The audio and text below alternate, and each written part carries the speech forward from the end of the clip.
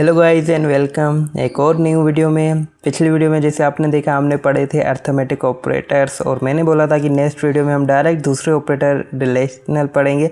तो आज की वीडियो होने वाली है रिलेशनल ऑपरेटर्स के बारे में। ऑल्दो कि ये टॉपिक छोटा सा है बट बहुत ही इंपॉर्टेंट टॉपिक है, तो ये वीडियो भी ज़्यादा बड़ी हम करने की कोशिश नहीं करेंगे। इसको 10 मिनट में हम रैप अप करते हैं। अच्छा देखो, रिलेशनल ऑपरेटर को हम कंपैरिजन ऑपरेटर्स भी बोलते हैं क्योंकि ये हमें कुछ चीज़ें कंपेयर कराने में मदद करते हैं। और अगली वीडियो में जब हम स्टार्ट करने वाले हैं अपने कंडीशनल स्टेटमेंट यानी कि इफ एल्स, तो उसका ये कोर पार्ट है क्योंकि इन्हीं को यूज़ करके हम वो चीज़ें करते हैं। तो होप सो आपको ये चीज़ें समझ आएगी क्योंकि ये बिल्कुल ही आसान से टॉपिक है। इसमें मैं ज़्यादा थ्योरी पे टाइम नहीं दूंगा बट मैं आपको बस इतना समझा देता हूँ कि हमारे पास कौन कौन से रिलेशनल ऑपरेटर्स होते हैं। तो मैं यहाँ पे लिखे भी हुए हैं, फिर से लिखता जाता हूँ। हमारे पास होता है हमारे पास होता है इक्वल टू, देन हमारे पास आता है नॉट इक्वल टू। इक्वल का मतलब होता है कि अगर हमारे पास दो नंबर है, फॉर एग्ज़ाम्पल मेरे पास है 5, मेरे पास है कोई 5 और उसको अगर मैं करता हूँ इक्वल टू 5 तो इसका आंसर हमें मिलेगा 1। क्यों? क्योंकि ये ट्रू कंडीशन है और हमेशा हमारा जो ट्रू होता है वो 1 शो करता है और जो हमारा फॉल्स होता है वो हमारा 0 शो करता है। फॉर एग्ज़ाम्पल अगर मैं यहाँ पे बोल रहा हूँ कि हमारा क्या है कि 5 इक्वल टू 4 है, तो इस केस में मेरा जो आंसर आ जाएगा वो आ जाएगा 0 यानी कि फॉल्स, कि ये कंडीशन सही है क्योंकि 5 हमारा 4 के इक्वल नहीं हो सकता। बट हमारे पास एक और होता है जिसको हम बोलते हैं नॉट इक्वल टू। अगर मैं इसको लिखता हूँ ऐसे तो यहाँ पे इसका आंसर हो जाएगा 1। वो क्यों? क्योंकि हम यहाँ पे बोल रहे हैं कि जो हमारे पास 5 है वो क्या है, नॉट इक्वल टू है हमारे किसके, 4 के। हाँ, तो ये तो कंडीशन सही है, तो इस केस में हमारा जो आंसर बनेगा वो 1 हो जाएगा। तो ये होते हैं हमारे पास इक्वल टू और हमेशा ये याद रखें कि रिलेशनल ऑपरेटर्स में हमारे पास हमेशा आंसर या तो 1 आएगा या हमारे पास 0 आएगा। मतलब या तो वो हमारे पास ट्रू होगा या वो हमारे पास फॉल्स होगा। ठीक हो गया। दूसरे ऑपरेटर्स पे अगर हम चलें तो हमारे पास और कौन कौन से दूसरे ऑपरेटर्स हैं, तो देन हमारे पास आ जाते हैं greater than and less than. हमारे पास आ जाता है ग्रेटर देन, हमारे पास आ जाता है लेस देन, हमारे पास आ जाता है greater than and equal to और हमारे पास आ जाता है less than and equal to. अब इसके कुछ एग्जांपल देते हैं। फॉर एग्जांपल अगर आप बोलो कि क्या 10 ग्रेटर देन है 7 के, हाँ, तो इसका आंसर क्या आ जाएगा। अब तक आपको पता चल गया कि हम यहाँ पे कंपैरिजन करें तो क्या 10 हमारा बड़ा है 7 से, हाँ ऑफ कोर्स बड़ा है, तो हमारा आंसर क्या आ जाएगा 1 आ जाएगा। दूसरा अगर हम देखें कि क्या हमारा 7 हमारा ग्रेटर देन है 6, क्या हमारा मतलब ग्रेटर देन है क्या हमारे 12 के, तो इसका आंसर क्या आ जाएगा, जल्दी बताओ अभी के अभी कमेंट करते जाओ मेरे साथ साथ। तो यहाँ पे हमारा आंसर आ जाएगा 0। वो क्यों? क्योंकि ये कंडीशन यहाँ पे फॉल्स हो गई क्योंकि 10 हमारा बड़ा नहीं है 12 से। बट अगर यहाँ पे हम इसको ऐसे लिखते हैं कि क्या 10 लेस देन है हमारे 12 के, क्या इज़ 10 लेस देन 12, तो वहाँ पे हमारा आ जाता है येस। ठीक हो गया।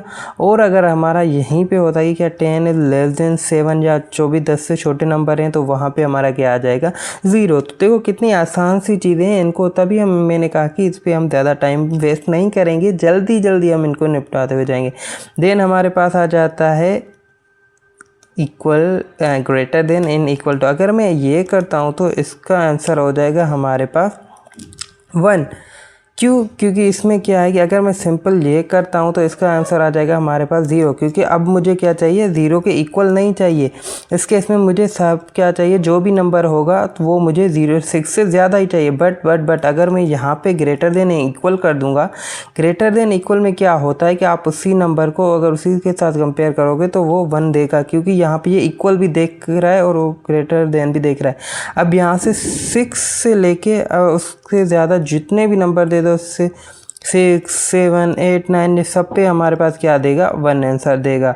बट अगर यहाँ पे हमारे पास सिर्फ ग्रेटर देन होता तो ये 6 पे हमेशा हमें 0 देता, बाकी हमारा जो 7, 8, 9 जो भी बड़े नंबर है उन पे हमें ये क्या देता, ट्रू देता। तो ये फ़र्क होता है हमारा greater than and equal to में। दूसरा होता है हमारे पास less than equal to. For example मैं बोल रहा हूँ 5 लेस देन इक्वल टू 5, तो यहाँ पे हमारा आ जाएगा 1, क्योंकि सबसे पहले ये कंपेयर करेगा 5 को 5 के साथ क्योंकि उनकी वैल्यू सेम है, सही है। बट उसके बाद हमारे पास जो भी वैल्यू आ जाएगी कि मतलब अब यहाँ पे 3 हो, 4 हो, 1 हो, तो उन सब के लिए भी ये क्या देगा, 1 देगा। बट ये 5 के लिए। बट अगर हमारे पास सिंपली हमारे पास लेस देन होता तो यहाँ पर ये अगर मैं बोल रहा हूँ कि 5 <5, तो वहाँ भी ये मेरे पास क्या दे देता, 0 दे देता।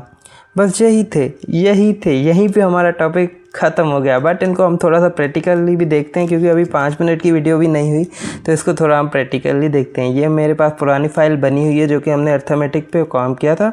मैं एक दूसरी फाइल बनाता हूँ। इसका नाम क्या रखते हैं, इसका नाम रखते हैं रिलेशनल। अब स्पेलिंग को आप स्किप कर देना। याद है ना हम कैसे बनाते हैं कि सबसे पहले हम लिखेंगे रिलेशनल एंड पीपी।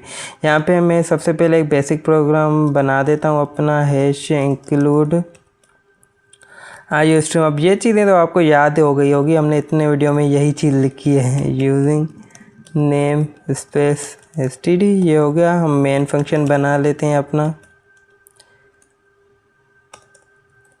ठीक हो गया। यहाँ पे रिटर्न 0 कि हम यहाँ पे इसको लास्ट में आके एंड करना चाहते हैं।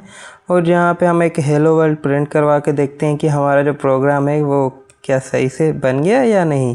तो यहाँ पे हम एक हेलो वर्ल्ड, और हमेशा ये अच्छी प्रैक्टिस है कि जब भी आप क्या करो कि न्यू फाइल बनाओ तो आप उसमें क्या करो, हेलो वर्ल्ड को एटलीस्ट 1-2 बार प्रिंट करके देखो, क्योंकि इससे ये पता चल जाएगा। क्योंकि कभी कभी ना हम इंसान ही है, तो हमारा सिंटेक्स में एरर हो जाता है।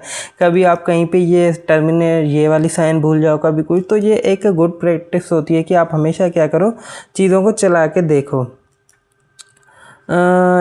यहाँ पे किधर आ गया, एक बार फिर से चलाता हूँ मैं।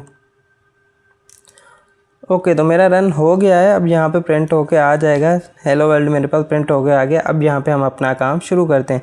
सबसे पहले मैं यहाँ पे 2 वेरिएबल मेंशन कर देता हूँ। कौन कौन से, एक हम करते हैं, दोनों इंटीजर के होंगे क्योंकि हम इंटीजर में कंपैरिजन करते हैं। इंट ए में रख देता हूँ उसकी वैल्यू 5, और एक बनाते हैं हम इंट बी और उसकी वीडियो रखा देते हैं 7 रखते हैं, ठीक है। अब हम करेंगे कंपैरिजन। अगर मैं सी आउट करता हूँ और यहाँ पे मैं लिखता हूँ ए इज इक्वल टू बी, तो मुझे अभी के अभी बताओ इसका आंसर क्या आ जाएगा। अच्छा, जब भी हम कंपैरिजन करते हैं तो हम इनको ऐसे लिखते हैं प्रोग्रामिंग के अंदर, क्योंकि ये लिखने का तरीका ये है कि आप क्या करते हो, कभी कभी इनके बाद भी कुछ चीज़ें प्रिंट करनी होती है, तो आपको जब भी कंपैरिजन करनी होगी ये अलग से होगी, क्योंकि हम बाद में उसको कंपेयर करा के किसी के साथ प्लस एडिशन भी कराते हैं। तो ये एक तरीका है प्रोग्रामिंग में लिखने का कि आप उनको क्या करते हो, स्मॉल ब्रैकेट के अंदर लिखते हो। अब आप मुझे बताओ कि इसका क्या आंसर आ जाएगा। इसका आंसर आना चाहिए हमारे पास 0 या फिर फॉल्स। मैंने इसको रन कर दिया। अब देखते हैं हमारे पास क्या आंसर आता है। 0 आ गया। जैसे मैंने बताया 0 का मतलब हमारे पास क्या होता है, अगर 0 आ जाए तो उसका मतलब होता है हमारे पास कि वो चीज़ है हमारे पास फॉल्स, ठीक हो गया। अब दूसरा हम इसी चीज़ को प्रिंट करते हैं कि मैं करता हूँ सी आउट, और यहाँ पे हम करते हैं इसको कि हमारा A is not equal to B. अब इसका मुझे बताओ क्या आंसर आ जाएगा। अब तक आपने प्रेडिक्ट कर लिया होगा। यहाँ पे मैं एक कैंडल लगा देता हूँ ताकि हम नेक्स्ट लाइन पे चले जाए कि इसका आंसर आ जाएगा हमारे पास ट्रू, और इसका आंसर हम ये होप्सो करते हैं कि इसका आंसर हमारे पास आ जाए ट्रू। बट ट्रू कैसे, क्योंकि क्या जो ए है उसमें क्या वैल्यू पड़ी है 5 और बी है उसमें क्या वैल्यू पड़ी है 7, तो क्या ये एक दूसरे के इक्वल है?